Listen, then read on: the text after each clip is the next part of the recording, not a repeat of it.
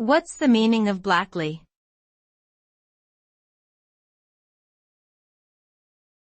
Blackly.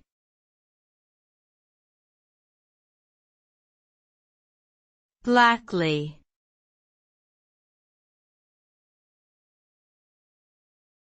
Blackly.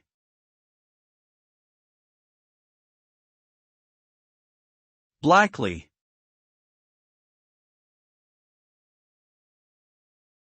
Blackly is an adverb that describes something done in a dark, ominous, or gloomy way.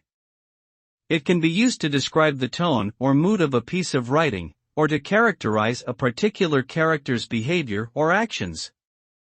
The word blackly can also convey a sense of foreboding or danger, as if something bad is about to happen. In literature, it can be used to evoke feelings of fear, sadness, or despair. Overall, blackly is a powerful word that can add depth and complexity to any piece of writing, helping to create a vivid, emotionally charged picture in the reader's mind.